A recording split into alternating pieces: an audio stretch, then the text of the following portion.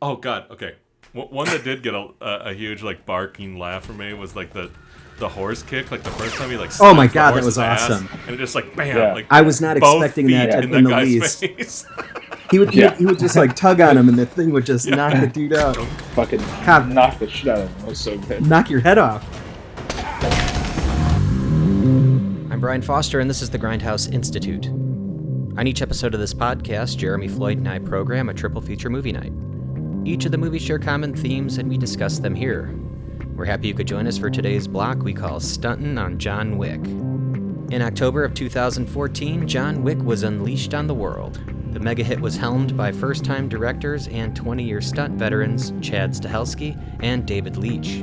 But due to a dispute with the DGA, David Leitch was not allowed to be credited as a director. He's since gone on to direct Atomic Blonde, Deadpool 2, and one of the Fast and the Furious movies, so it's hard to feel bad for him. This action franchise also starred the one himself, Keanu Reeves. The Matrix team reunited to bring to life a bone-crunching, car-crashing bullet fest that finds new and interesting ways to thrill even the most jaded action moviegoer who's seen it all. A gang of Russian thugs breaks into a man's house, ambushes him, steals his car, and kills his dog. Unbeknownst to them, the man they robbed is no ordinary man. He is Baba Yaga, and yeah, he's thinking he's back. Keanu Reeves, Willem Dafoe, and Michael Nyqvist star in 2014's John Wick. After refusing a marker from a fellow assassin, John Wick is again torn from a relaxing, normal life and is forced to fly to Rome to seek out his target. Will this be his one last kill before going out for good? I think we all know the answer to that question. Keanu Reeves, Ian McShane, and Lance Reddick star in John Wick Chapter 2 from 2017. After killing a member of the High Table on Continental grounds, John Wick is now excommunicado with an enormous open contract on his head. Wick must battle to survive an onslaught of attacks from motorcycle ninjas, excited fanboys, and 7-foot-tall Dallas Mavericks. Keanu Reeves, Angelica Houston, and Lawrence Fishburne star in John Wick Chapter 3, Parabellum. Thank you for listening to the Grindhouse Institute. Please enjoy.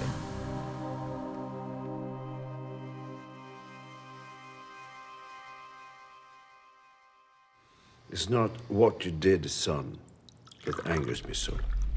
It's who you did it to. Who? The fucking nobody? That fucking nobody is John Wick. All right, welcome back to the Grindhouse Institute. I'm Brian Foster, and with me, as always, is Jeremy Floyd. Hello, and how are you? We're gonna need guns. Lots of guns. guns. Wait, which movie is this? Actually, he does say that in one of these, right? Yeah, at least one of them. Yeah, for sure. Today we're watching watching and talking about, a very special trilogy here, and this is a trilogy. I saw the first movie, and I didn't even realize that the sequels came out. To be totally honest, and when they came out, I was thinking like, oh, okay, it's another trilogy.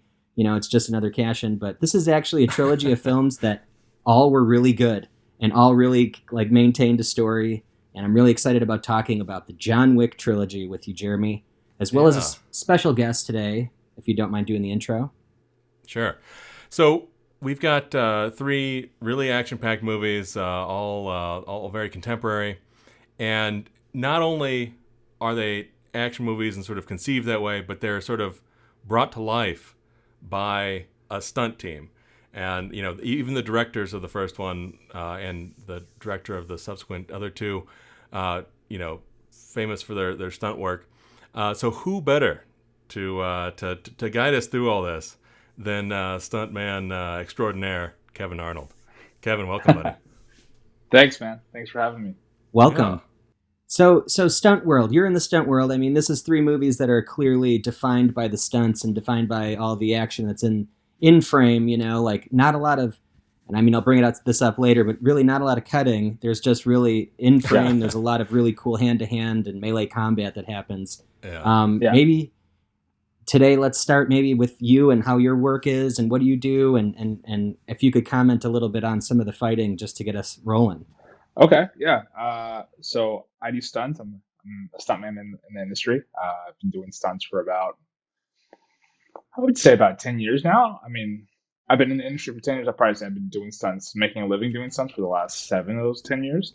And it's a really unique industry, man. It's really you're that superhero behind the scenes that people don't really see, and right. It's always funny when it's an interesting conversation starter when people say, "Oh, I work in film," and I say, "Oh, that's awesome. So do I." And they say, "What do you do?" I'm like, "Oh, I'm a stuntman." They're like, "Oh, wow, no shit." Like, so have I seen you in anything? I'm like, possibly. I don't know. Maybe. I mean, you've seen me. I don't know if you'd recognize me. Yeah, I know, right? Seriously. So, but yeah, stunts is fun, man. It's not for everyone, but it's definitely a really unique job. It's cool to be behind the scenes and see how things, like you said, come to life. How directors see things, how second directors see things, how stunt teams develop, and how we rehearse things to make action look surreal, basically. So on the big screen, you're like, oh, holy shit, that was insane. Yeah, that's interesting. Yeah. How did someone not die, or how did someone not get hurt on that? Yeah, exactly. Yeah. And so, do you have a background in martial arts, or how did the interest peak? I used to be a gymnast, and then I also grew up a professional skier. So, a lot of action sports for the most part, just a lot of skating, surfing, rollerblading, skiing, motocross, gymnastics. I also played team sports as well. But long story short, I met a friend probably like around 20 years old whose dad was a stunt coordinator, also a stunt man. And he kind of threw the idea out there to me while I was working at the Apple store. And from there, I just kind of started to like do PA work a little bit on set, and then I started to do like a little bit of background work, and then I started to do like stunt PA stuff, and then his dad kind of put me in spots to meet more stunt people, I guess is the better choice of words. Yeah. And then that opportunity started presenting itself for people like, hey, can you do X, Y, and Z? And I'm like, yeah. They're like, okay, cool. You're hired for this job. Wow. And I would work like, maybe 6 times a year in the beginning, but right. It was that experience I got. So basically, my buddy's dad got me into the film industry. Amazing. Oh, that's awesome. It was good.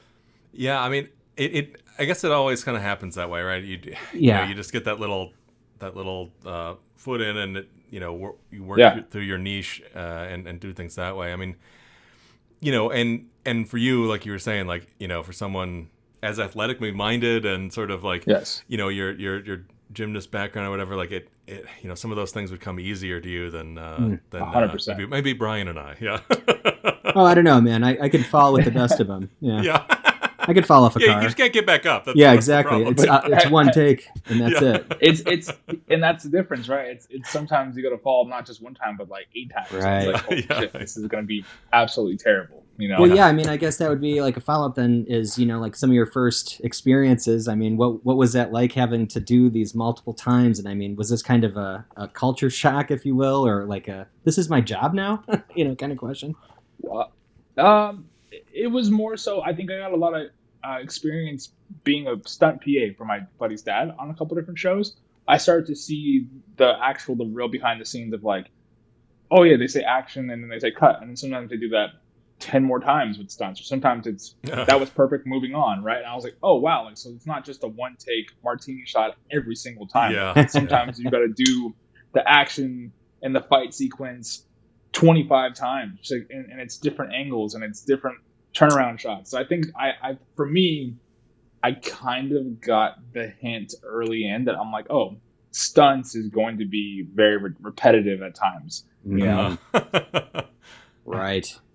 And I mean, with the sequences that are in these movies, I could imagine the repetition would be just over months and months of time, right?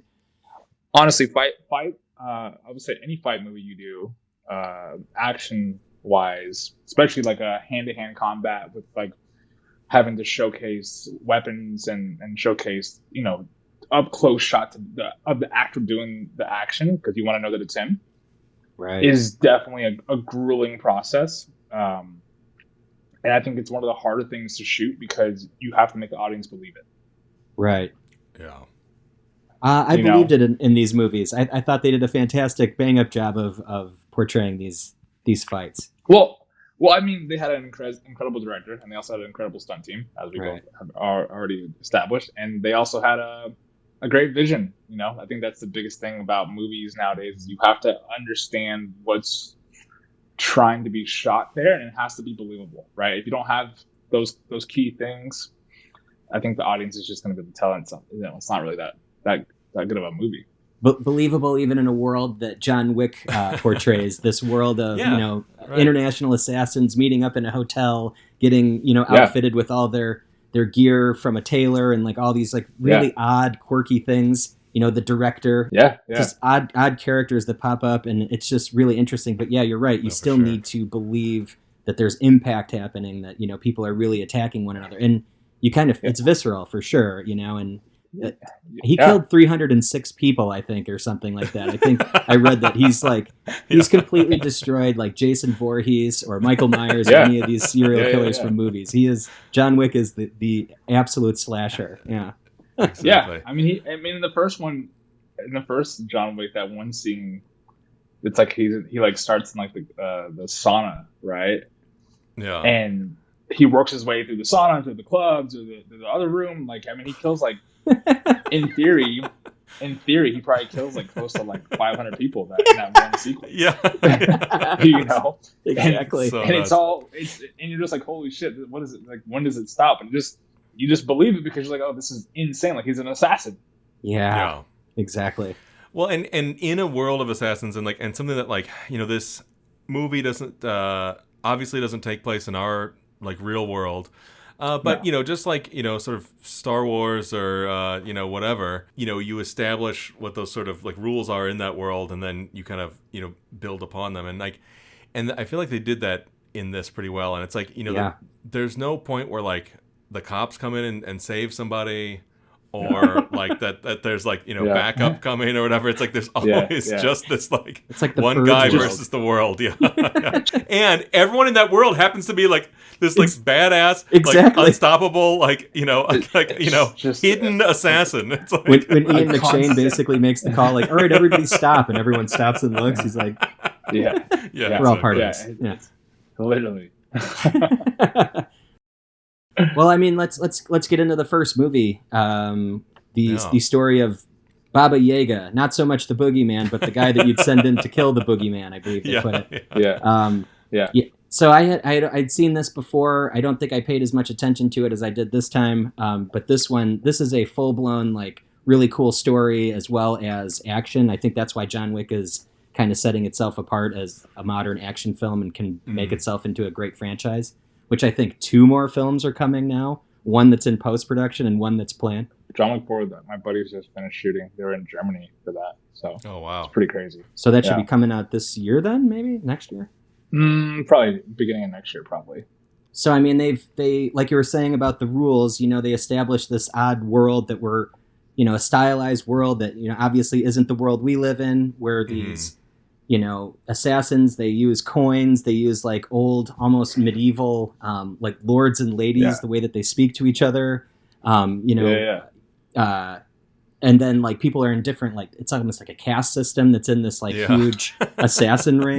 But again, you believe it, but then they add on to these rules throughout the trilogy, but they all seem to work, and they all kind of work because I think this first film had, you know, that vision, like you said, that like complete thought that really was made, you know, gave it like all this life to extend beyond the first. And I think that's what it's succeeding. And I heard, and even in the first one, I mean, just from what I heard from a couple of my buddies, they had a very small budget to even play around with from the beginning. So it's crazy to think. I mean, tiny. I mean, in the sense of small, I'm not saying like a Sundance Festival film. I'm just saying it was just a smaller budget than usual, right? Sure. Like most films you see nowadays have hundreds of millions to put up on the table. This was like, I don't know how much, but, you know. I think it was somewhere in like the $30 million range, which so like, middle of the range or lower range. Middle of the range. Yeah, lower range, really. Yeah. In sort of the late 90s and early 2000s, there was a time where we would get movies like this in that range, right? You'd get the sort of like $30 to $70 million movie of IP you've never heard of, and, you know, with stars and things like, you know, Keanu and Ian McShane and oh my god, what's his name? Peter Stormare, Halle Berry. Halle Berry. Well, no, she wasn't in the first one. But Oh, like, you mean the first movie? Sorry, like Willem Dafoe and whatever. Oh yeah, And some of these people like Lance Reddick. Lance but, like, Reddick. You'd see all these people in there, and it would be no big deal that these things happen in a smaller, mid-budget movie. Like, but that's so rare nowadays. And like, and how refreshing was it that's exactly what we got with this one. This is what year is this? 2015, 2014? 2014. So 2014. I mean, like, it's still like, a desert for the Right. $30 million Right. original IP. And then on top of that, it's not $30 million to do a kitchen sink drama, but to do an action stunt, Full blown action movie. And that's the hardest. Kilorama. That's the hardest part, right? Yeah. And I think that's the hardest part. Is like you're talking $30 million. How much of that goes to just action, right? Talking about hiring a stunt team, hiring a second unit director, hiring a core group of individuals to be on the whole run with you to develop all that, right? Like that's it's unique. Well, and I mean, I can't. I mean, I don't remember if it was the first movie in particular, but I know on some of the other movies they had several months, like 6 to 8 months worth of gun kata preparation and exactly building out these like sequences. Yeah. And I'm sure. Yeah. Even if they didn't go for a full 8 months on the first one, they definitely went for my God, several weeks, like a couple of months, putting that together. At least, like I said, truly in the beginning, like doing action movies, fights take the longest because you're talking about just choreograph for weeks, right? And you're like, I'm talking. Let's say we're a fight team, all three of us, right? So it's like we fight, right, and then we get it down and we come up with, let's just say, 10 different versions of a fight, right? And then you got to implement the actor, right? So then you got to teach them all the fights, right? And train them to understand what's going on and what's going to happen. And then you have more working with the DP, working with the director, working with the second director, figuring out locations, how it's going to work. It's just a lot. Like people don't realize, like, action movies.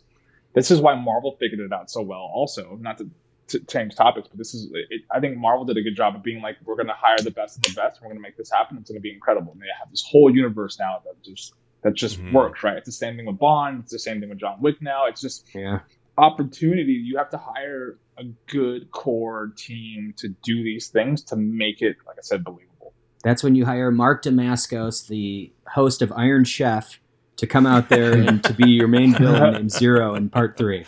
Yeah. Right? He's sick.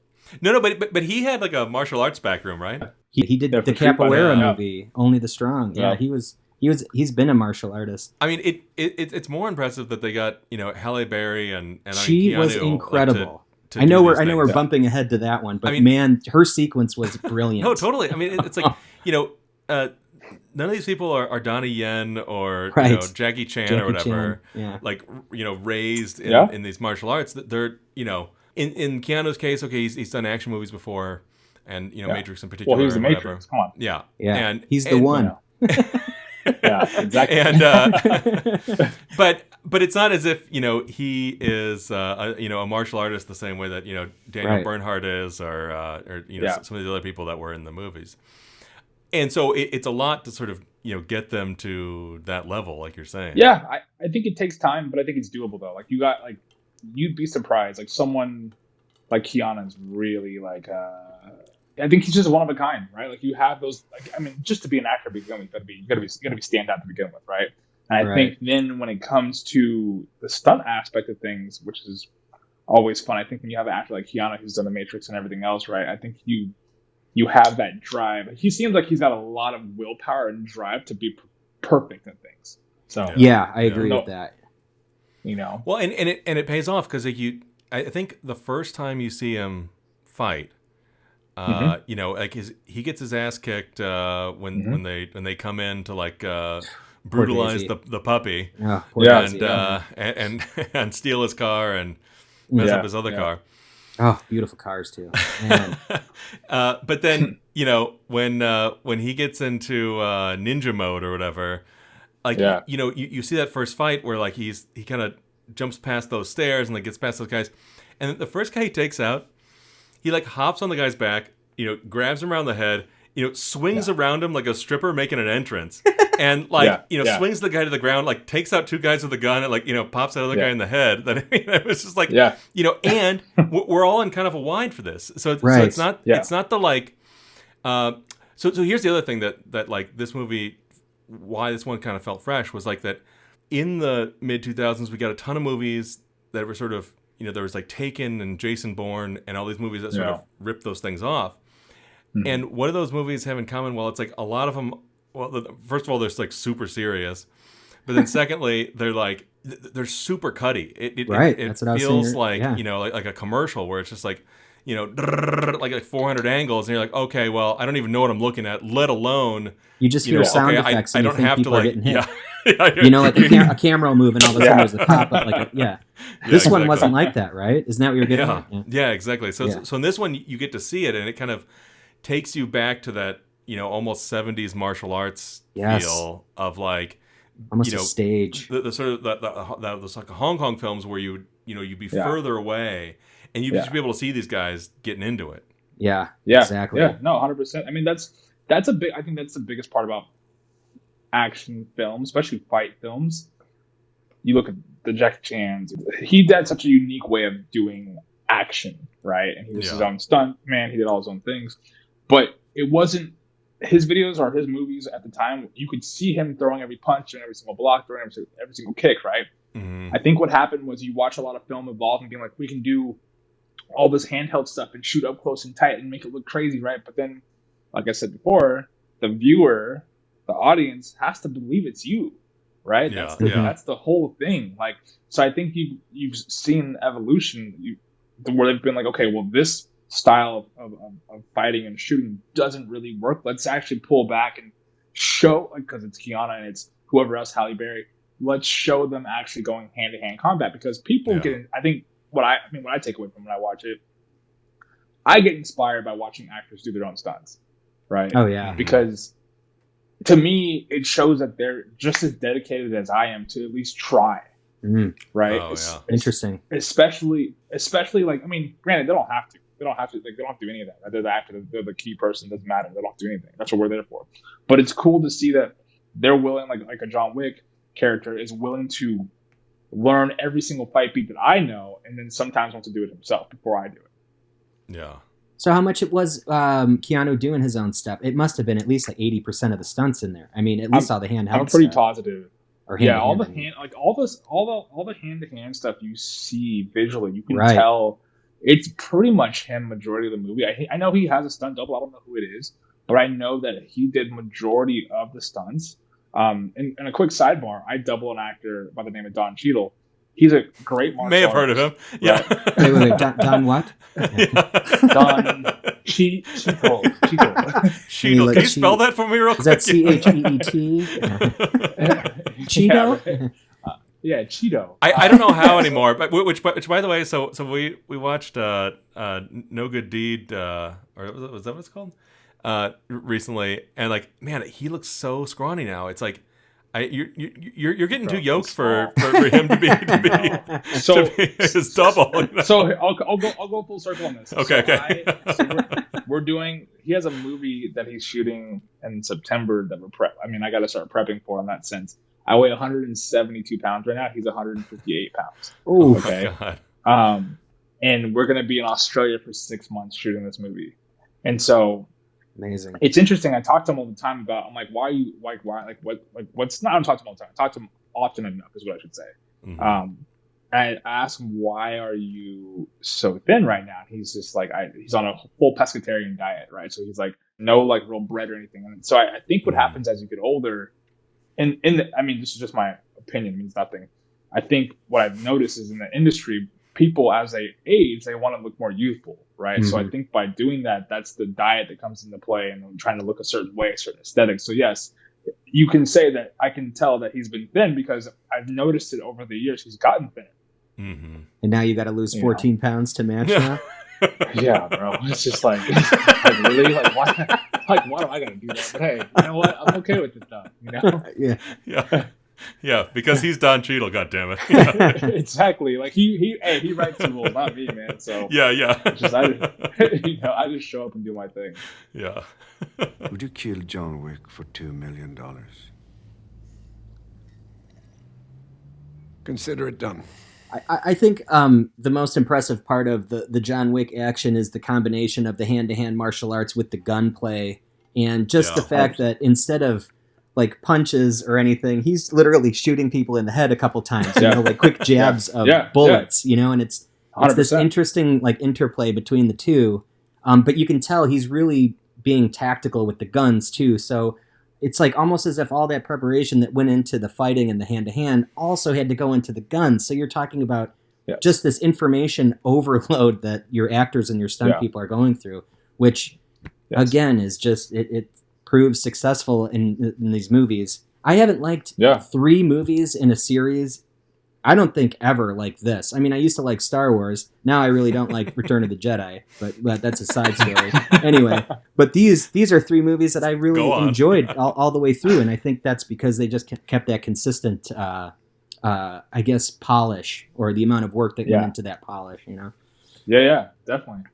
Cool stuff. Just in the sense of talking about hand-to-hand combat and also being tactical, I think that's the cool part, right, about films now, whether it's John Wick or whether it's any other like Navy SEAL show or whatever it may be, James Bond, right? Like anyone can run around with a gun and look cool, right? But then the question is, can you run around with a gun and actually utilize the weapon for what it is, be and effective, still fight and still be effective, right? That's the biggest thing, and I think that's what you have to.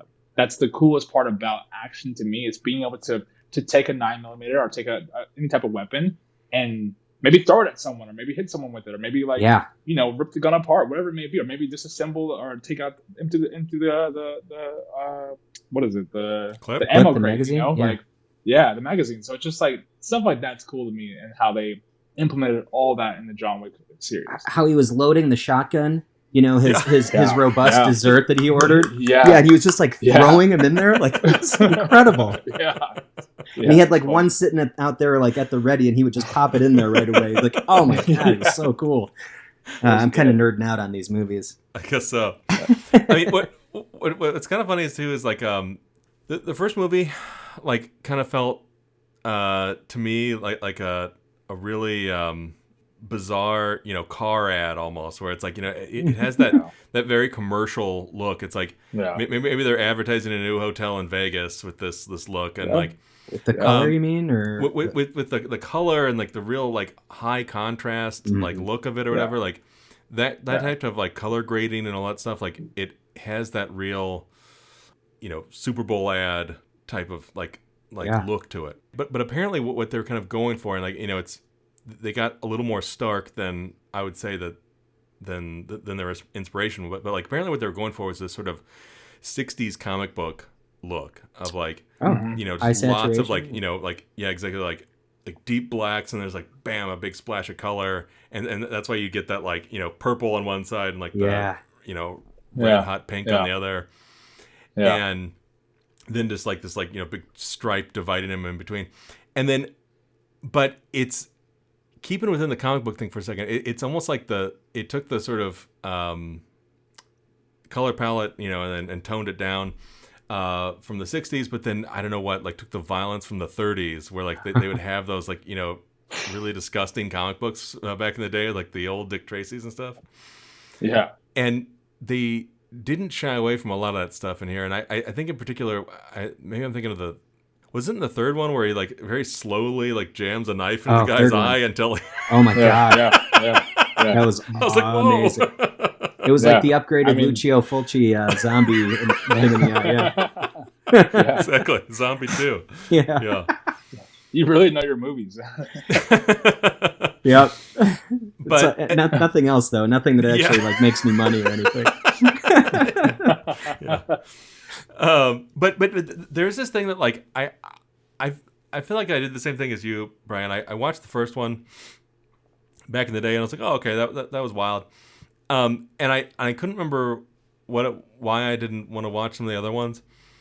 And watching it again this time, I feel like I figured it out, which is that like it's sort of just and all three of the movies kind of do this, but it's like it sort of does this thing where it just kind of like comes to a stop for like, okay, we've killed all the guys, and now we're just done. I in this one he like staples his stomach real quick, steals a dog, and then he's like, I think we're done here. Yeah. And in the other ones it's like, okay, in the second one he's like, okay, run away, John Wick, and he's like, oh no, and he runs away, and like then contract's open on your head. Yeah. And then in the third one it's like, are you mad, John Wick? Yeah, right. Yeah. Yeah. And so, when Morpheus tells him that, Right. The red pill or the blue pill. Yeah. Do you think that's air you are breathing, John Wick?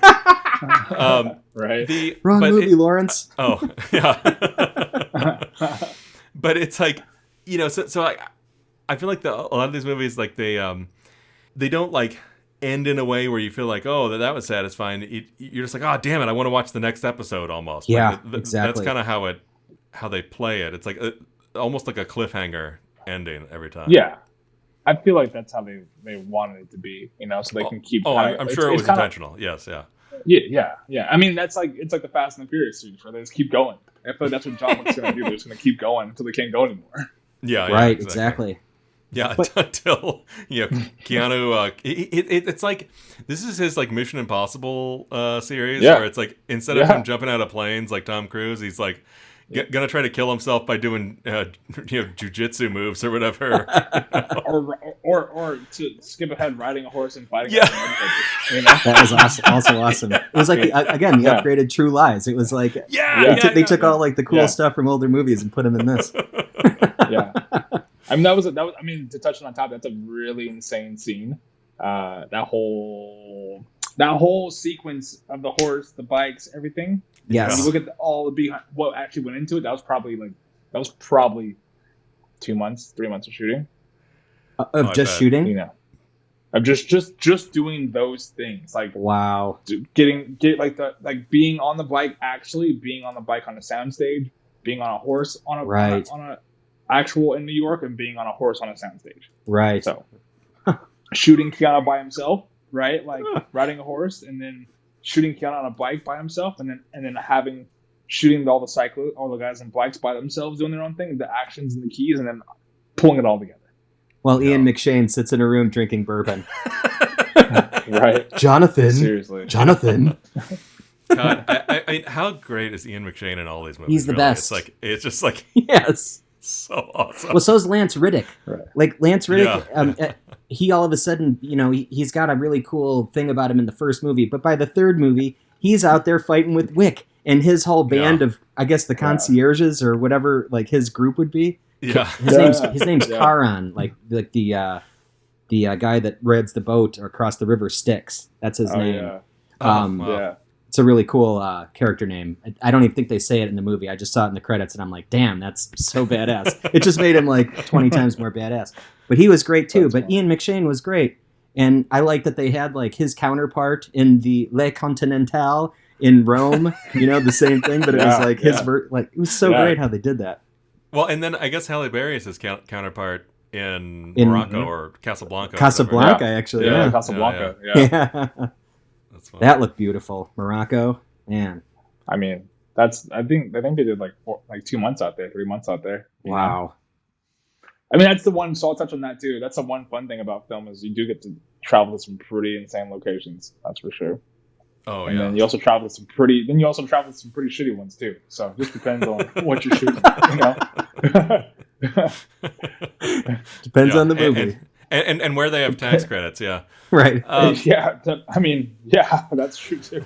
Room 880. And as always, it is a pleasure having you with us again, Mr. Wick. I love how, just to like wrap up the first one, we should probably move on from this, but like, oh, sorry, yeah. Just to wrap up from the first one, it's like, I love how Michael Nyqvist, I'm not sure how to say his name. Yeah, he's the sort of mob boss, the Russian mob boss, who's the father of Alfie Allen. Yeah. God, but like, there's so many times, and I don't know what it was. It's sort of just the way he looks, whatever. But he looks a lot like Charlie Day's father or something. And a couple times, I kept expecting him to be like, "Oh, Okay, all right, wait a minute. I can see that. Yeah, but different type of movie, maybe. Yeah, maybe in Horrible Bosses 18 or whatever. Hey, they should make another one of those. Actually, They probably will. Yeah, the second one was hilarious. So maybe. I worked on it. One of It was these really things. funny. Oh, really? Yeah. really? That's awesome. Really That's why it was hilarious, because you were in it. Remember the driving sequence when they're Jamie Foxx is trying to run away from the cops, and the cops are chasing him. We're in the cop cars driving. We're in the cop car driving up to Jamie Foxx. Really? Yeah, that was like in downtown LA. Like we shot for like 3 nights. It was pretty sick. That's awesome. Oh wow. Yeah. You'll have to come back on, and we'll do the Horrible Bosses movies. We'll talk all about this. We can. I mean, Horrible Bosses is funny as hell. Yeah, they're hilarious. Yeah. Jamie Foxx is a character in those movies, man. Motherfucker Jones, right? Or Motherfucker Jones. because Jason Bateman's like, all right, motherfucker, we're gonna have to start. He goes, and he drinks his drink. He goes, it's motherfucking Jones.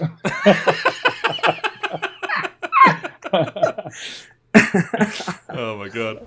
Your first name is Motherfucker? Not motherfucker. Cool name.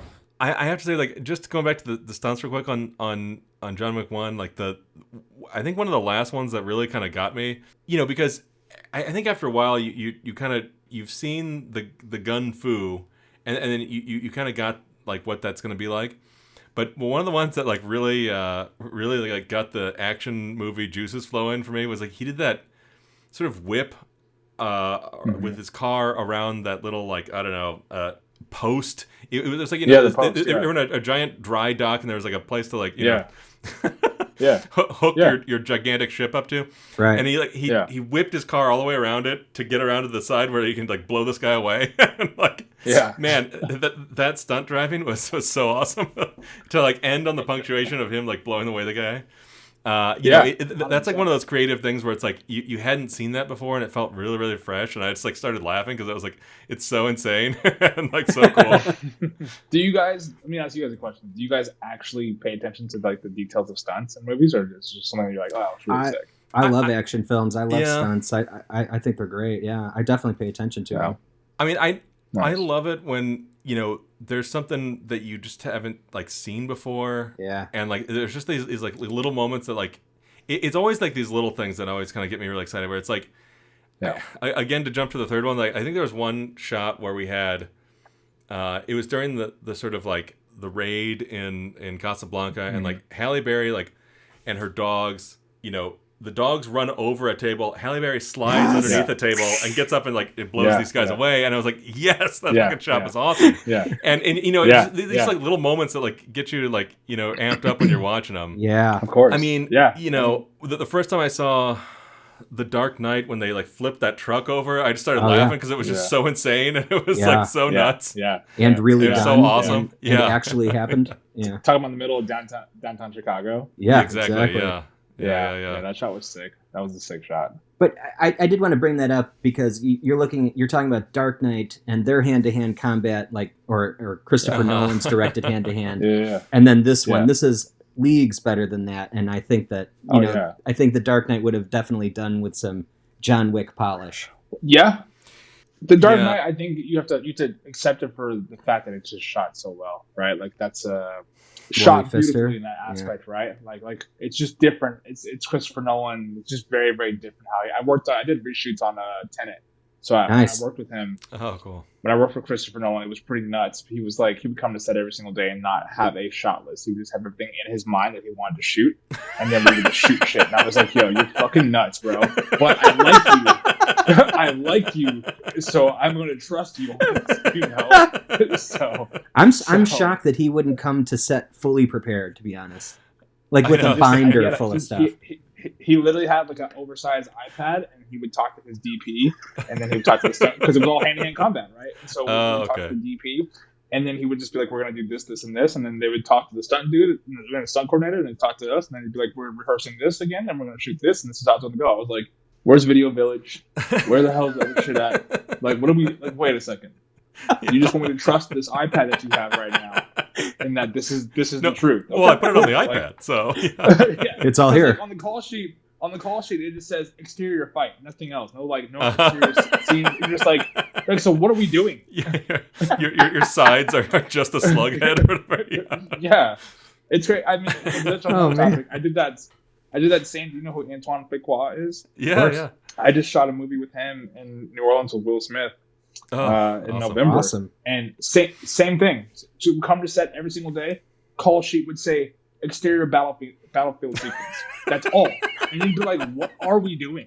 Yeah. Like 5 a.m. call time, 5 p.m. wrap, and we're just out in the middle of nowhere in the woods, waiting to just shoot shit with you. What is this? I'm also shocked about Antoine Fuqua. I can't believe that. Oh Why? my god. Because his movies are polished. Like they're just really great, and I figured that again, a person that would come with a lot of direction and like written storyboard and everything. I think when you talk with directors and DPs, right, like especially nowadays, they have such a crazy vision. So like John Wick, for example, going back to that, I think they have an idea of what they want to shoot. Like one thing I noticed when I watch a lot of films, especially John Wick style movies, a lot of people don't notice it, but I notice it instantly. Everything's handheld with fights. Everything's a handheld camera, right? So it feels it's taking the audience and bringing you into this fight. Like, holy shit, this dude's getting his ass beat, and then damn, he got shot in the head, and you're like at the edge of your seat, or you're trying to sit back and wait to see what's gonna happen. That's what the stunt industry has done to me. Is it's kind of made me realize perspective and focal lengths and how you want to shoot things to tell a story. I think a lot of directors and DPs have that like uniqueness about them where, especially in a John Wick movie, where it's like you're gonna shoot this whole thing handheld and make people actually feel like, what the fuck is going on here? This is just like straight chaos, man. Yeah, because you often associate handheld with like seeing like footage of a disaster or something, and it's like they don't have time to set the camera up and whatever. So you have this like sense, and it puts you in this thing where it makes you feel like you're seeing something that you shouldn't see, or it's like you're catching this thing on the fly, or it's like, oh shit, someone is sitting there filming in this. Went to the nightclub. They're going to take a picture of their awesome martini, and it turns out there's a guy behind them like gun fooing like 30 guys to death, and then the camera's just like capturing that. Yeah. What I will say about you're talking about Antoine Fuqua and Christopher Nolan and some of their work, like you feel like how they put a certain emphasis on trying to capture things in the most realistic way possible. I mean, in particular, Christopher Nolan I'm talking about, and it's like, he'll do those insane things like fly with those real planes and Dunkirk and whatever, or like, make everybody shoot that crazy sequence in Tenet that goes backwards with the car crashing and all this stuff. But you know one thing about Tenet, Tenet, you realize all the fights are backwards. Yeah, exactly. Down that hallway too. That thing is nuts. My buddy doubled David Washington Jr., right? And I'm talking like every choreographed fight was done backwards, like actually done backwards. It's in real time, it was done backwards. In real time, in real time. Like so, what? when that series happens, right? Like I mean, I can send you guys clips from that. Like, but my buddy double Robert Patterson, when you watch those clips, that's why I say the directors are so interesting with how they shoot things. They have their idea of what's going to work, what's not going to work. And that's what made no sense with Christopher Nolan. That's why I think he didn't have an actual like storyboard for us to look at, because it didn't make any sense to us, right? But it made sense to him. Yeah. And so when you watch the fights, which is we're talking about with John Wick, these fights were choreographed to do backwards. The same stunt coordinator or fight coordinator that was on John Wick was the same fight coordinator that's on Tenet. Oh, okay. Interesting. Yeah. Yeah. Well, I all I was gonna say about that was like Christopher Nolan like goes out of his way to try to do it for real. Like he flips the truck over and all these other things, and it's not a CG truck. Well, it's a real truck, and then they just paint away the cables. In this one, like the one sort of I think slash on the pot for me with John Wick is that like they're doing all that CGI squibs.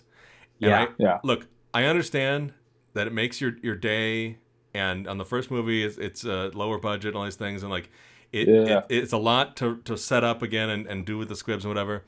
And perhaps for safety issues, you want to do CGI muzzle flashes. Okay, fine. Yeah. But for God's sake, let's do squibs. And like there's like nothing that will substitute for that. And it's one of those things that like it drives me crazy sometimes. And like and because they do so much work to get this thing to like look so awesome, and then there's just that one or two moments where like the blood hit look fake as hell, and you're like, oh no, it takes you out of it. What takes me out of it is when they have it hit the camera and they do that thing where it's just a little. I feel like it's like if you were really shooting that, that's a mistake you wouldn't want to happen, and it kind of comes off as a little corny to me. Yeah, I agree. I mean, muzzle flashes and squib hits, or just the CGI of a squib hit. It definitely, I get that 100%. I understand both sides of it. Sure. Right. I understand where visual effects doesn't want to come in and have to do a ton of squib hits and clean up the jacket, and wardrobe doesn't want to cut a hole in the jacket every single time they do it. Right. And there's a whole process behind that. Right. And I also understand that the safety aspect of it too. Right. After what happened with Alec Baldwin and his situation. Yeah. There's a lot of moving pieces there, right? So I understand the whole perspective across the board about it. I think if you can shoot a squib, then let's just shoot the fucking squib. Let's make it look dope. In your experience, like are squibs like is part of the thing? I mean, like to me, I always hear that like the reason we're looking at CGI blood hits from The Walking Dead through John Wick and everything in between is because it's just faster and cheaper to make your day. Because you don't have to clean that up every time. Well, those are explosives, right? Don't you need like explosive experts for that? But my question is like, in your experience, is there like a danger where it's like, just like with the crazy Alec Baldwin thing, is there some sort of danger with squibs where it's going to be deadly to people? Not necessarily deadly. I mean, squibs can definitely they can injure you. There's no doubt about that. Like you can definitely, like for example, I did a job on that TV show Roswell. Back in November, and I had to get shot by a shotgun at point blank range, right? Literally days after Alec Baldwin had that incident happened, right? I think I was talking to you around that time. Yeah, go ahead. Yeah, and so point of the story is that I had to wear a squib because they had 4 cameras on me, 1 behind me, 2 on the side of me, 1 over the top of me, right? To show that force, that violent force of a shotgun hitting someone. And so I had 8 squibs on me in total, right? Just on my stomach. Wow. And the first take, it was like the gun was empty. Obviously, it was a fake gun, but we had me pretty close to the individual, and he gave the motion. But what's crazy is that obviously it's an explosion that's projecting forward. So he didn't take into account that like blood and stuff's going to come out of that, right? And so a piece of cork hit him in the face, and he was like actually shocked that it like hit him in the face. And I was like, well, yeah, it's a squib, like that's what happens, right? So I think so going back to your question. It's not that it's dangerous. It's just that like there can be small little issues that could happen, right? The hardest part about squibs, honestly speaking, is the cleanup. The cleanup is the biggest. No, I figured. And the longest. Yeah, that's the biggest thing because then you got wardrobe is going to have 4 or 5 different versions of your outfit, and it's just a whole fucking process. Right, and then you need to get David Patrick Kelly to come in and accept a couple gold coins and like mop the place up. Yeah, literally, that's what happens. Oh, I just realized he wasn't in the subsequent movies, was he? He was only. I think he's in the second one, right? Because like I think so. I don't remember him being in the second one. I just remember him making one more appearance in the first one, but maybe he was. Oh, maybe he's not in the second one actually. Warriors. Yeah. I think I like getting into the actual real-time stunt talk of everything. So, I mean, where else do you think these movies could go in terms of stunts from a stunt person's perspective? Like, I feel like they've kind of shot the load, if you will, and they've done everything they can. And then I'm sure they'll come up with something new. But, like, I don't know, are there, like, new, fresh things that you're seeing from, coordinators or, like, what's the future of stunts in these kinds of movies? I think it just depends, man. Like I felt that same way about a lot of movies, right? Like Mission Impossibles and all those things, the James Bonds, right? But like there's always something. Yeah. So I'll put it this way: the core stunt team for all 3 movies is a group of guys called 8711. It's a stunt group. There's a bunch of different stunt groups out there, right? You have Brand X Stunts, you have Stunts Unlimited, but 8711 is the core group of guys. They are a fight group. That's what they do, right? They're based down by LAX and El Segundo. They have a massive gym. They do everything, right? And so they did the Matrix. They just do a little bit of everything. My point is that they constantly are evolving with different fight sequences. What different moves look cool, whatever.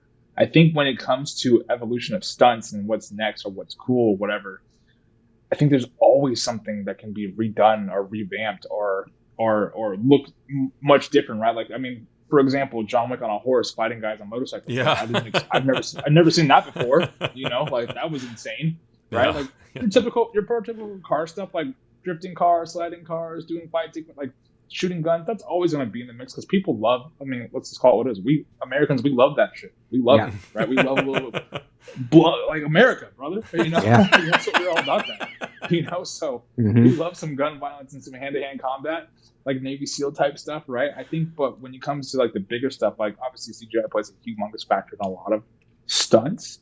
There's always going to be something, always, no matter what. Yeah, I mean it's wild because I think just I don't know, put a button on the CGI thing. It's like in these movies in particular, you know, in other movies it's a kind of a different discussion, but I think in these movies, because there are so many things that are sort of done for real, that when they cheat it with certain things in CGI, you're like, damn it, because like it stands out even more because so many other things are done like, you know, straight up, and like, and you see like, you know, the way he reloads his gun, or, you know, the way he drifts and does some crazy shit. And then like in the beginning of the second one, there was a motorcycle thing, and it slams into the car door, right? And it you know, you can that was real though. But like pieces of it were real, but it was like stitched together, and for me, I could like feel the like stitching on that one in particular. Yeah, I feel that. I mean, but I guess what I'd say to that is the stitching has to happen to some extent. I mean, don't get me wrong. There's people, I know a lot of bike guys that will just go right into a car door. Like there's like, I'm gonna say this much: bike guys, motorcycle guys, and car guys are pretty gnarly individuals. You got to be built a little bit different to like want to do those types of stunts all the time, you know. But I feel like the stitching has to happen sometimes in certain films because, again, it could have been budget, you know. It could have been there's a lot of different things that could have been that could have not have been there to help them just do a full car hit, you know, or a bike hit into the side of a car. Because most times, like, you watch a James Bond or a Mission Impossible, you're just going to see it for what it really is, you know. I feel like John Wick, that style of movie, that's what they kind of wanted. It's like that comic book-esque feel where it's like you're kind of seeing it for what it is, but it's also not really there's so much CGI in that movie already. That's why they were cheating things like that. No, I mean that's a fair point. That like it does still it gives it that little comic book unreality to it. That kind of you know. At least I should say these are all consistent. I'm just saying, like, from a pure like just like spectacle point of view, where it's like, you know, when you see like Jet Li fighting in Hong Kong versus some of the stuff he did here, where it was like, you know, a lot of like crazy wire work or whatever. It's like when he sort of does some of those things for real, there's something more thrilling about it, even if, you know, he's not defying physics in the same way 100% that they are in, you know, in Romeo Must Die or whatever. Or the one. Yeah. Hey, listen, one. at the end of the day, if you can do this stunt, I mean, this is what I've always been kind of told. If you can do the stunt and do it safely and no one's going to get hurt, most times they want to do it. Like, that's what I've always kind of, I mean, if you can do a car hit, or if you can crash two cars, or you can, you know, whatever it may be, crash a plane, right? If you can do it and no one's going to get hurt, and production has the cost for it, then fucking let's do it then. That's what stunts is, right? Like, like put aside the CGI. When you look at stuntmen, let's just go back real quick. When you look at stuntmen, like the John Wayne days, right? Like those dudes were like jumping off of trains into cacti, jumping out of windows. Like dudes were like actual bona fide badasses. So I think what has happened over time, you know, like, is that CGI is like, oh well, we don't have to have him do this. We could stitch this. We could just shoot this in two different shots and stitch it together. It's like that kind of defeats the purpose of it. But I understand that you're doing it for the safety aspect, and you're also have a CGI team here, a special effects team here with this, but like, why not just shoot the hell out of this and make it look dope as hell? But what I did like about these, they didn't have any big sequences like big planes exploding or buildings exploding or anything like that. There was his house exploding in the second film, but I think they really blew something up. Like it looked like it was a real explosion. But there wasn't any moments where it was like they were using CG to enhance the hand-to-hand stuff. You know, like the more like grounded stuff. It wasn't like it wasn't like Christopher Nolan blowing up Gotham City, you know? Right. But I mean, I think that, you know, like when they just kind of leave everything like to the hand-to-hand, then I see where you can kind of, you know, see the CG stitching like you were saying. But at the same time, they weren't like spending a bunch of money to make these giant elaborate effects. It was just kind of let's touch this up here because maybe it was a safety issue or yeah. Well, and that kind of like sweetening a lot of times, it does come through and feel pretty invisible for whatever reason. Like a handful of times with some of the blood hits, you know, it stood out to me. And like, I mean, it's like. But let me ask you this though. Let me ask you this. So that stands out to you, right? It stands out to me too. I think working in the film industry has kind of ruined my perspective of movies. At times I've watched things and I'm like, why would you shoot like that? Like that was dumb, you know? Or like, why would you show that was stupid, you know? But again, you're someone who watches a lot of films, and you both are. Does that actually ruin the movie for you, or does it not? Or do you look for that? It's not about looking for it, or like does it ruin the movie for me? It's more. In this instance, it's more like I know what it looks like to do squibs versus do the CGI blood hits, and I know that aesthetically and everything else, like the squib thing works. I mean, like it's sort of like, you know, okay, they're doing 8 months worth of training to make sure that Keanu can do these sick moves, like just like do the 2 days worth of shooting that it takes to clean up in between each take. I think what happens there is, like you just said, they do the training, right? And then there's also the verdict that someone is standing off camera with the remote detonator in their hand that has to make sure that they hit the button at the right time to make things look real, right? When vice versa, you can do the action and shoot him and show that action of him shooting him, and then have a person input that on the computer and say, done, cool, moving on. No, I mean, I totally understand, like, from the producer's perspective, like, and then the studio's perspective, like, why they want to do it that way. And I'm just saying, like, you know, sort of creatively and aesthetically, it is better to do it the other way, in my opinion. I completely agree. Yeah. How would you do it, I wonder? That woman's pen? His cane? Maybe his glasses? My hands. Let's take a quick glance at at part 2. I think we've kind of skipped over that one entirely. Yeah. But it's the reunion of all this Matrix stuff. You know, it's like the director on this one. I think he worked on the stunt team for Matrix, right? And then you know, Keanu Reeves, Lawrence Fishburne. We also get the line, you know. I think it was in the second one, right? Where he's like, any guns, lots of guns, that kind of thing. Like, lots of guns. I think he was asking the Bowery man too, right? Wasn't he asking? Yeah. And what a cool way to sort of open up the world in this one. Yeah. Which is to like, okay, well, not only is there the, you know, $2 million a hit, fancy hitman in the like, what are those things called? The Continental clubs. Yeah. But there's also a network of the Bowery Boys, or whatever they called them. Right. The elite assassins posing as homeless throughout New York. Yeah. And Jason Mantzoukas is one of them. Which is hilarious. See the guy with the huge like salt and pepper beard? Yes, exactly. Yeah. From the league, yeah. Yeah. It's great. Tick tock, Mr. Wick. Tick tock. Tick tock. Tick tock. Tick. No time to dilly-dally, Mr. Wick. Yeah, I agree. This felt kind of a Matrix reunion movie, especially when you hear Lawrence Fishburne's voice and Keanu in the same room. It was like, okay, we're learning about the how the world is whatever 2176 and it's all fake and blah blah blah. But Right. no, we're still in John Wick. Yeah. Still in John Wick. Oh, and I think in the third one, the guy who sort of patches him up real quick Yeah, before he's the the time key- runs the out. key Okay, master, yeah, right? okay, yeah. He Yeah. was in one of the later Matrixes. But in this one, I love the way that they, sort of found a way to extend it. And they got past this thing that, like, was a little irritating about the first one. The first one, it's like, okay, it's a Russian mobster. Oh, great. It's like, we've been down this road before. Like, what else you got? And in this one, we found out what else we got. And, which is cool because, like, I was a little worried that, like, at the beginning of this one, because we had the Peter Stormare, I'm not sure that's his name.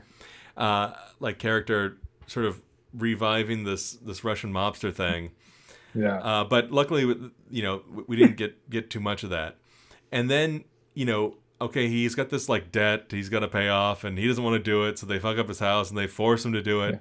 Yeah. He does it, and then it's like, okay, fine, I'll quit now after doing this thing and shooting my way out of this. But guess what? The guy who forced you to do that, well, now he double-crossed your ass, so now you have to go get him, and you have to shoot your way through to do it.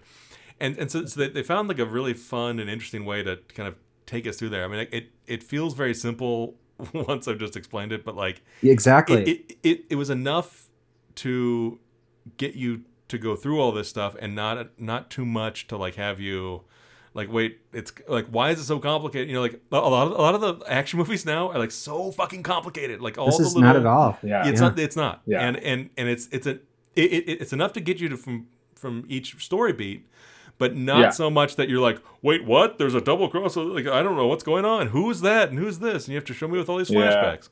Yeah. And I thought even them introducing new characters, they did it a lot smoother and made it work better for the story than The Matrix did. Like, you started meeting, like, the Merovingian was the one guy's name, and then you've got the architect. Yeah. So you've got kind of like a similar thing where these like kind of larger than life characters are in this like kind of realistic world.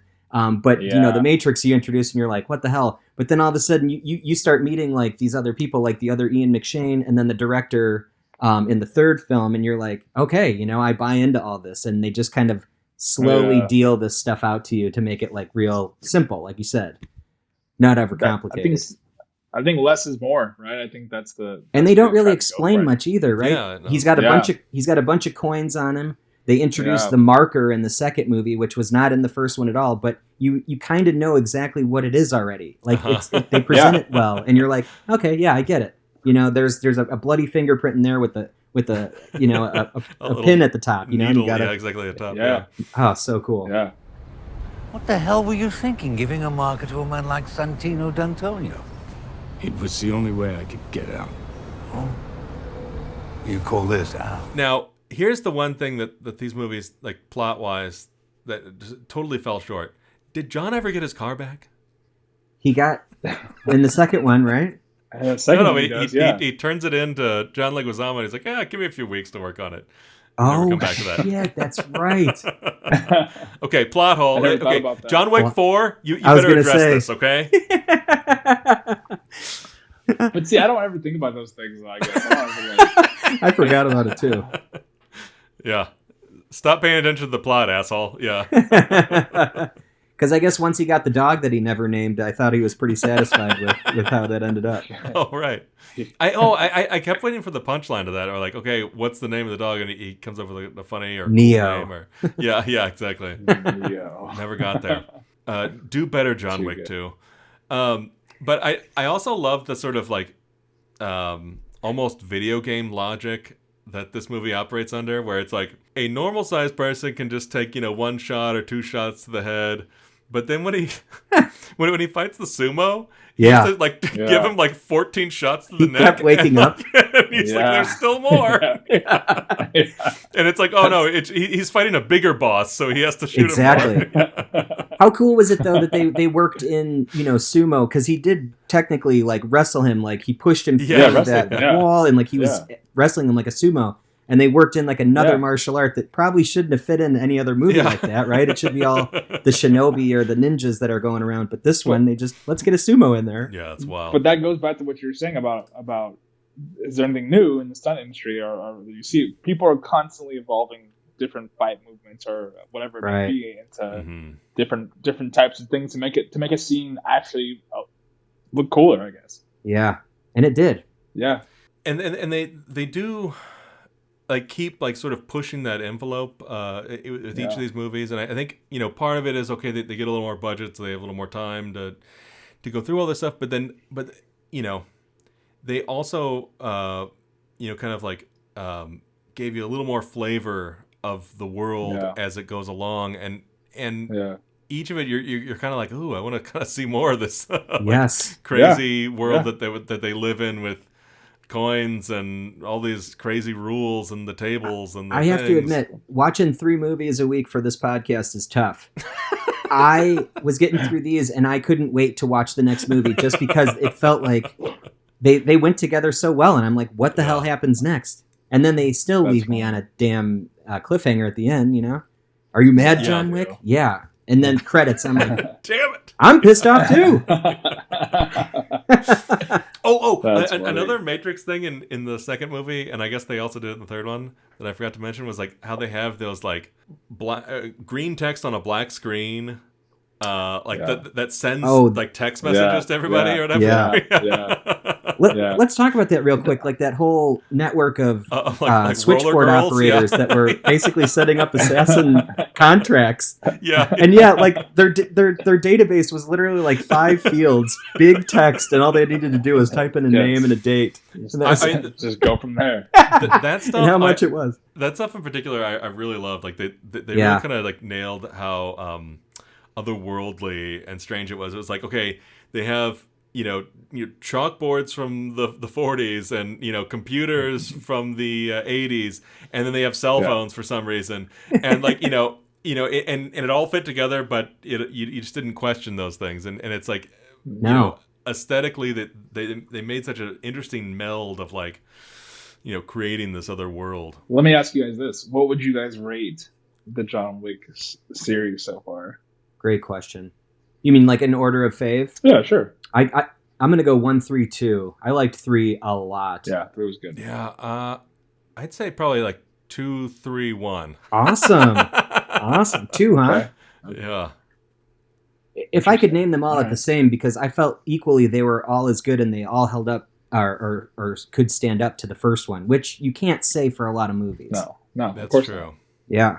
What about you? What's your rating system there? I would say I would go with what Brian said. I would go 1, 3, 2 also. Oh, okay. Like one got me like I never watched John Wick before until you guys told me asked me to do this. So nice. So then I was like, oh, 1 was cool, like it was good, and then like I knew about 3 because all my friends had like, I don't know if you guys know but behind the scenes after John Wick 3, this is a fun story for you. After John Wick 3, he bought the whole stunt team, or the core stunt guys. He bought them all Rolexes. Yeah. Oh wow. What a generous dude. Right? Just like God. he took them all to dinner after the show, and had Rolexes for like I think it was like 8 guys, which is pretty sick. You don't really ever hear about that ever happening. No. And so that's pretty fucking cool. Like I wish I'm not gonna lie, I'm pretty jealous. I'm like, yo, I can fight. Like come on. Like, so you guys need another guy on number 4? Or? I'm available. But yeah, I thought that was really cool. And then I just thought that seeing 3, it was really uniquely shot to me, the whole thing. And then 2 was like, 2 was good. I liked 2 a lot, but it wasn't my favorite though. Yeah, I just like, for whatever reason, I like 2, and it felt stronger in a sense that like, because it did the thing that 2s always struggle with, which is like, finding a way to kind of capture the magic of the first one, build upon it, and push things forward. And like, and I felt for whatever reason, I mean, they really nailed it. Yeah. And maybe in that sense, I'm putting a little more emphasis on 2 because of that. I feel like it had the most powerful scene of the 3 films when Sister Deanne Tony killed herself in the bathtub. And after all this gore that you see in the first movie, John Wick blowing people away. You know, he's slicing people up, shooting them in the head. Right. That part to me was like the cringiest, or at least like emotionally impactful. Yeah, and they handled that one so well. Yes, because it was like he got there, and you know, for him, he had to make this horrible decision. He doesn't want to be there. He knows her personally. All these things. Yeah. There was then, history. Yeah. The way they handled it was also a little surprising, you know, and so in a lot of ways, like, it was really satisfying. And then, you know, but they also gave you all the things you wanted from John Wick, which is that, like, you wanted to see him, like, you know, kill 400 dudes, and the way he did it was because he had to escape, and because you know, Common saw him leaving or whatever, and it was like, oh shit. We haven't mentioned Common. Common. Hey, one of my favorite scenes is when they're walking through New York in that Oculus building, shooting at each other, just like taking little. Yes. I was like, what is going on? I know, like I was laughing my ass off. I thought it was families hilarious. are just walking around oblivious, and they're both like silence are shooting each other. Like, have you never shot a gun with a silencer? Like, people would notice that, but I thought that was so good though. I was like, yeah, this is pretty sick. Every time you would take a shot, like the one pillar would get in the way, and boom, boom, you'd see the two holes pop out of it. And like, I'm in my mind, I'm like, this is a great comedy, but I'm like, also, who wouldn't notice that? But again, Common came through, and I thought he did great with the fight sequences he had as well, and even his like 100%. the scenes he was in, and the way he goes out. John Wick just leaves him mortally wounded. However, he could save himself, but he's like, all right, this knife's in your aorta. Don't take it out or you're going to bleed to death. And he had to just sit there like, see you later, John. What a way to go, though. I mean, it was really good, really satisfying. Yeah, definitely. I agree. Yeah. And I think, like, even, you know, all the set pieces for me, like, built in that one, like, and they got sort of stronger and stronger as they went through, and until we got to the, oh God, what's it called? What's the Bruce Lee movie that they base Mortal Kombat on? Oh, Enter the Dragon? Enter the Dragon. So we got to the Enter the Dragon Hall of Mirrors at the end there, which was really cool. And they kind of did that again, but bigger in the third one. But, you know, for my money, I feel like they nailed it a little harder in the second one for the sort of satisfaction level of some of those fights. Mm-hmm. Yeah. And honestly, if we want to move to the third one, like, you know, for me, it's way more impressive in a lot of ways, but once we got to the sort of House of Glass at the end there, I feel like it really slams on the brakes. I mean, like it was like, you know, 14 fights with like 5 dudes, and then a parlay. Yeah, and then like, okay, let's pause and talk this out. And you know, unfortunately, I kept waiting for the adjudicator to also be the sort of final boss. I was like, oh, okay. Yeah. They cast this somewhat less convincing actress because she's like a huge like stunt person. No, she's just an actor, and it was like, okay, eesh. And I kept waiting for her to sort of be the sort of final boss or whatever in that one, and it didn't go that way. But goddamn, like seeing Angelica Houston in this, I mean, she is just such a pleasure every time she's on screen. She's the best. Like, she was so awesome in this. Amazing. Show. Yeah. I mean, because he mentions the director in the first or second movie, but you don't know who the director is. They just talk about the director, and then she's the director. And she literally is a director. Yeah. She's of ballet. Of ballet, yeah. Yeah. So awesome. Which is crazy. Come on, let's go talking back. Yeah. And then, I mean, did you find that there was somewhat of a like mother-son thing going on there? Like maybe she was like a big part of him being trained and growing up, but you know, he's the one, he finally gave his full name, you know, when he was speaking to her. And so you kind of get a little bit more of, he kind of opens up. That does happen. Jardani. Yeah. Or whatever his name was. But it was like, because it's John is short for Jardani apparently. It's not Jonathan, as Ian McShane calls him. Jonathan. Right. Jardani.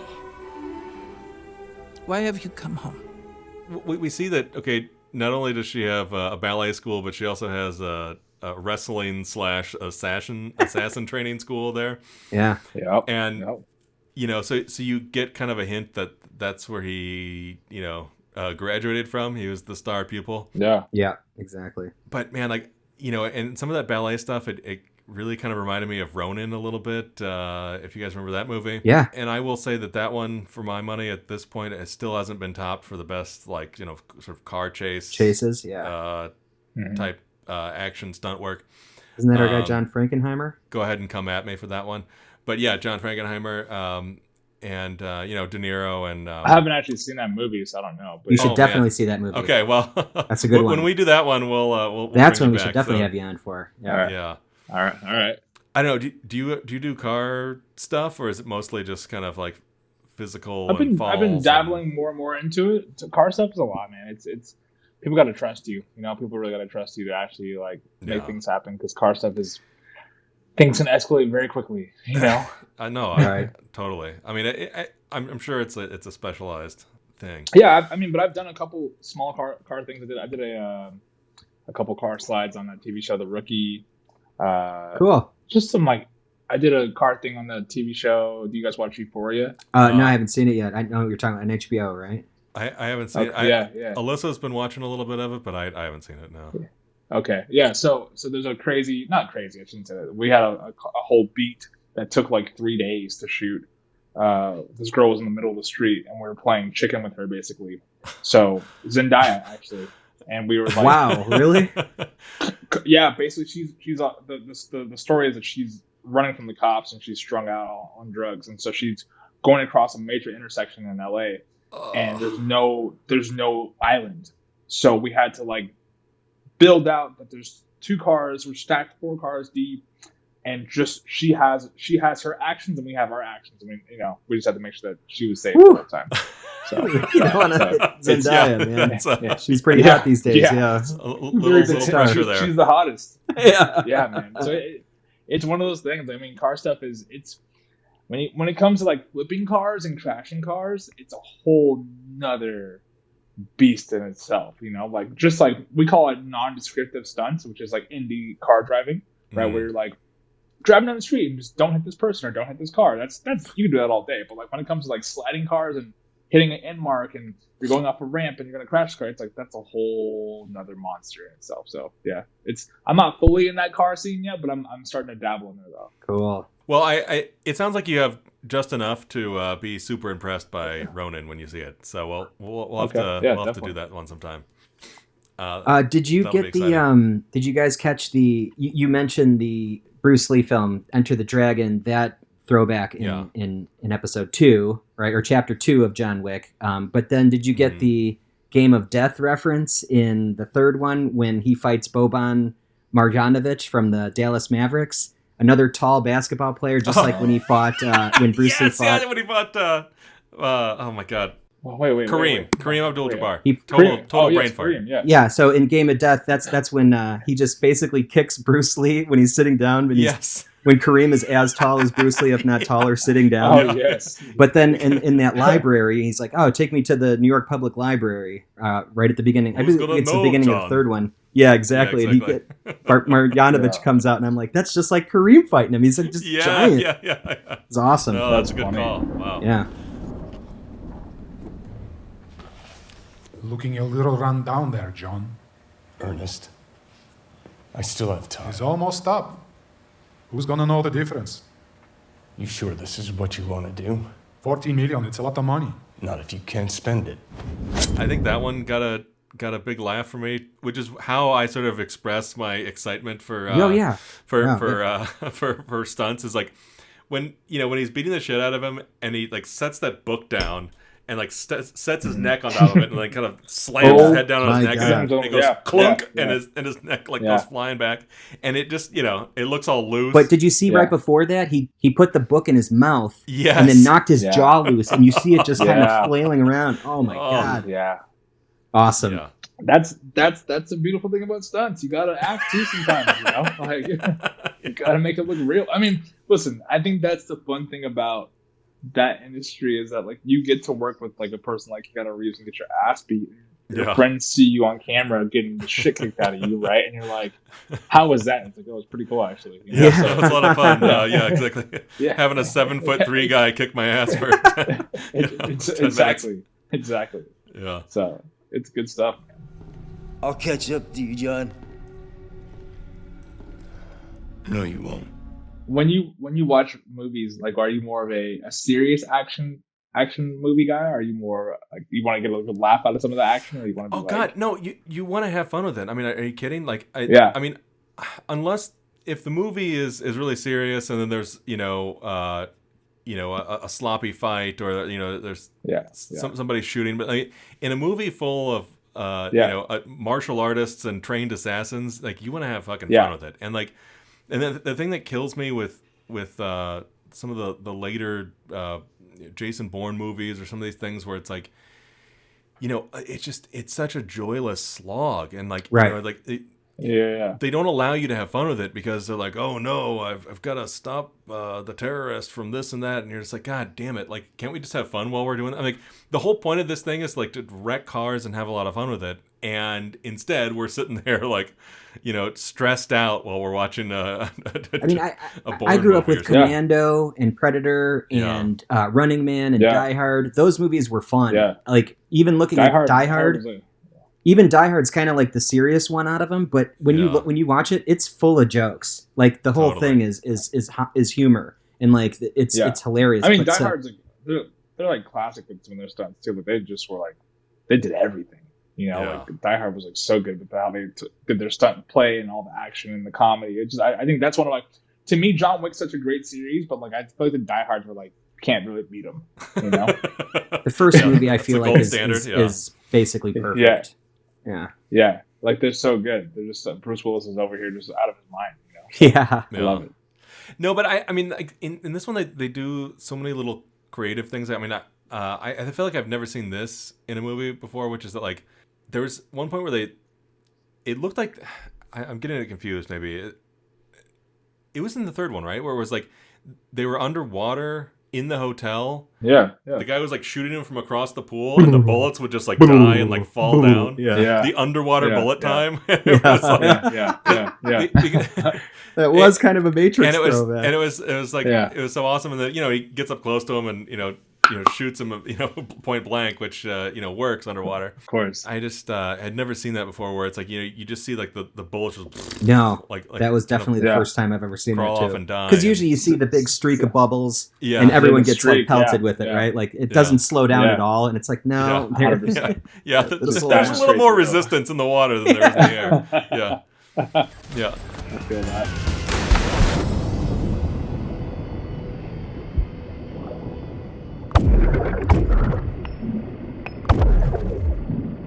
Anything else that you wanted to point out that kind of what was impressive for you, Kevin, in 3 or in any of the movies, really? I think. I think my takeaway from all of them that was impressive just was the constant ability to show new fighting styles, like whether it's the sumo action or whether it's just him using a weapon and being tactical. I just thought it was really cool, the evolution of someone fighting. Like I could watch Mission Impossible and he does the same thing every single time. It's Tom Cruise is going to do. Like you can watch Jack Reacher. It's the same shit, right? It's always the same thing. I think it's cool when you can kind of have fun with it, mix it up, have him on a horse, have him on a bike, have him doing whatever it may be.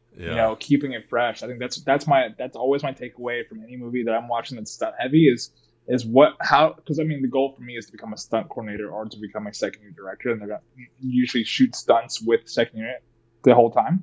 So for me, I always think like, how were they able to keep that interesting? How were they able to keep the audience kind of to continue watching, right? Like what's the goal there, right? And I think that's what I took away from those movies, was that like the stunts was just, it was super stunt heavy, and I love a stunt heavy movie, and I love how they kept it fresh, every single one. So that was my main takeaway. Excellent.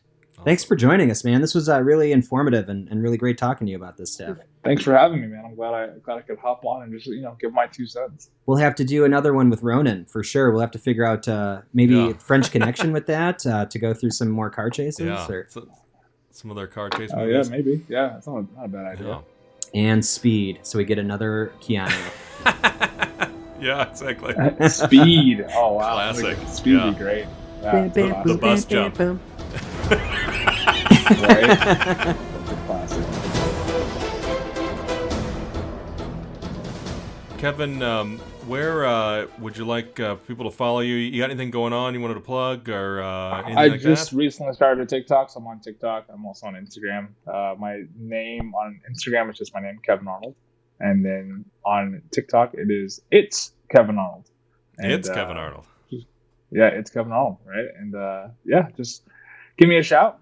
I listen. I'm always down to chat with people about anything. It's funny. TikTok is new to me, but point of the story is that I have a lot of kids that hit me up on there that find me on Instagram, and they always ask like, "What's the way to get into stunts?" And I'm like, "My man, listen, it's a lot of it's not what you always think it is. Yeah. You know? Yeah. Like it's not what you think it is." But I'm like, if you really want to try this, like this is start training, join the union. And start submitting for roles, and they're like, "Okay, cool, thanks, man." I'm like, "That's all I got for you, really." You know? Right? Because at the end of the day, the only way you're gonna find out is if you try, right?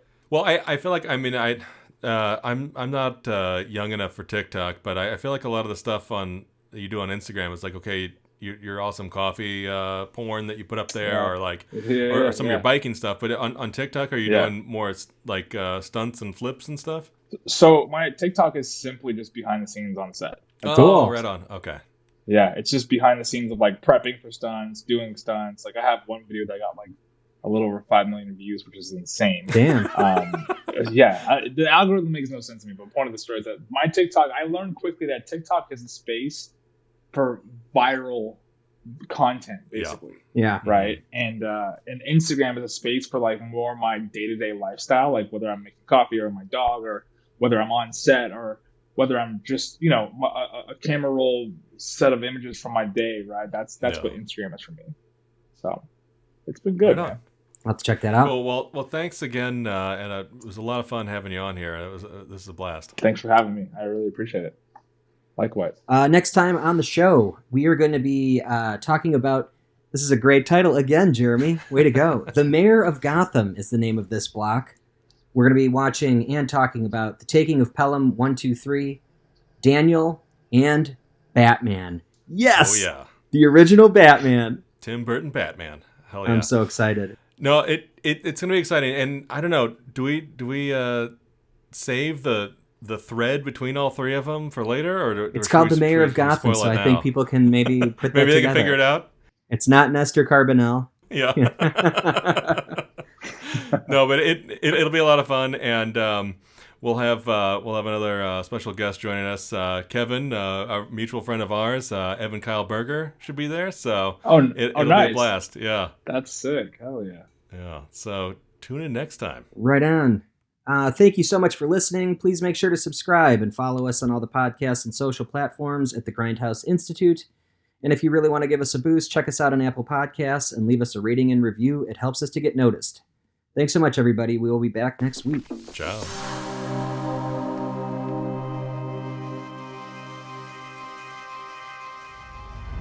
You pissed, John?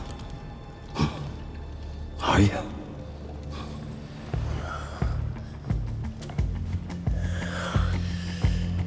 Yeah.